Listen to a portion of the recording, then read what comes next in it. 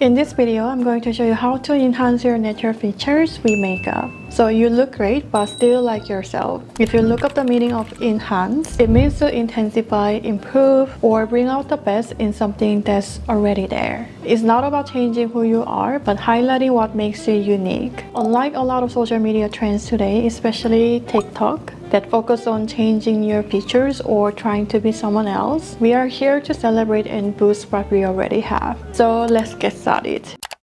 First thing you need to do is study yourself and knowing your undertone. Instead of just following what other girls are doing on social media or what's been on trend, it's really important to know your features and study your face. You probably experienced that you try like viral makeup trends on TikTok or social media don't always work for your face, or you maybe bought some makeup recommendation by other influencers and found that it doesn't suit your skin tone. We often just scroll social media feed and watching what others are doing, but often forget to really look at ourselves. The truth is, you need to know yourself and study yourself what actually works for you. So there are two things you need to know to enhance your features with makeup. First one is undertone. Your undertone is the underlying tone of your skin, whether it's warm, cool, neutral, or olive. You probably heard like if you have like warm undertone, you look good with gold jewelry, you have this color of vein.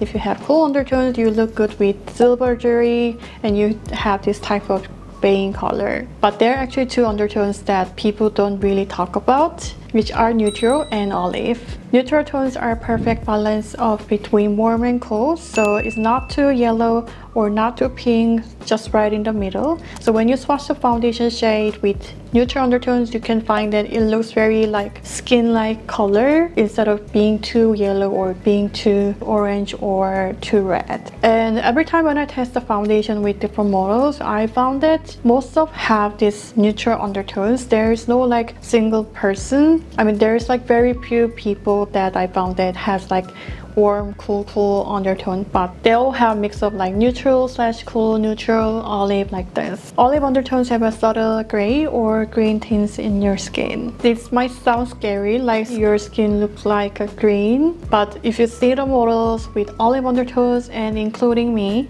I have neutral olive undertone, it doesn't look like the person has like green skin. It's more like a subtle hue that you can notice if you see the person's skin more in detail. So why knowing your undertone is so important? Undertone matters because it affects your entire makeup routine, from foundation, concealer, eyeshadow, blush, and even lipstick. To give you a clear examples, I try wearing warm tone color makeup and cool tone color makeup. And if you compare those looks, I use the same technique, but you can clearly see that the overall tone and the vibes, all these like colors are different. And you don't know like which one looks actually better because both of are not my undertones. I have actually neutral undertones. So if you see the look that I created with neutral tone colors, you can see that it looks so much better than just wearing warm tone or cool tone makeup colors. So to truly enhance what you already have, it is so important to know your undertone and use a makeup color that matches with your skin undertone. Then how to find your skin undertone? Knowing your undertones is so hard and it's very tricky, and a lot of people struggle to find their undertone even they go to makeup counter, Sephora, and ask like employee to find their undertones, but you still don't know like what undertone you have. Or if you're new to makeup, you don't own any of makeup products, you don't have any product to test to know your undertone,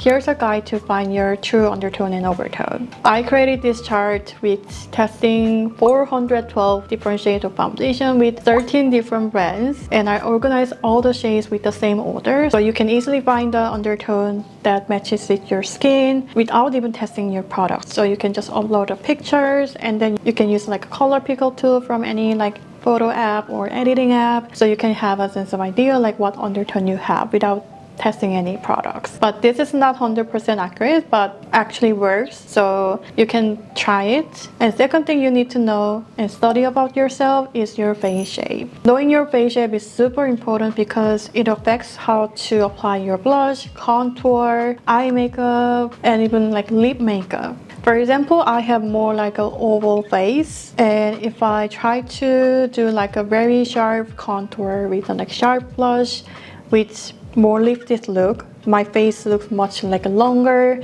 and it doesn't like balance what I already have. So I try to do like my contour, blush, everything, like all the makeup look to make my face look a little bit shorter because I have pretty like a longer face. So this is like the reason behind we need to know our face shape to like balance what already have and what you can like focus on. There are 6 main face shapes: oval, round, square, heart, long, and diamond. But please keep in mind that people have like mix up like 2 or 3 different face shapes. First face shape is oval shape. Your face a little longer than is wide, with balanced features with more soft rounded edges. If you have this face shape, to keep everything look balanced, try softening the side of your cheeks slightly. When applying blush, focus on the center of your cheeks and avoid blending it too far out to the side. Second shape is round shape.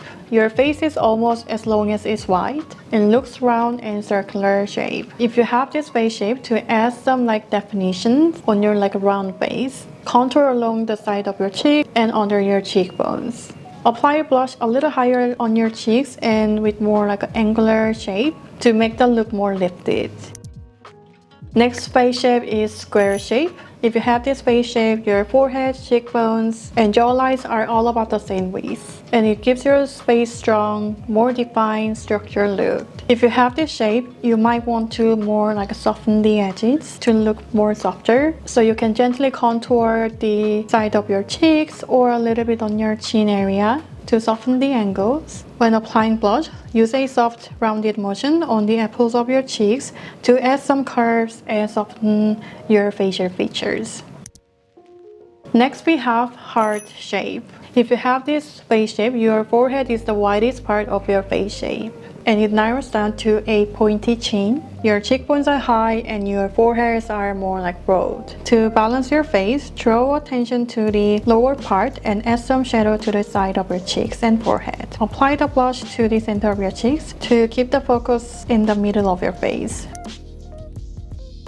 Next, we have diamond shape. If you have this shape, your cheekbones are widest part of your face, while your forehead and jawlines are narrower.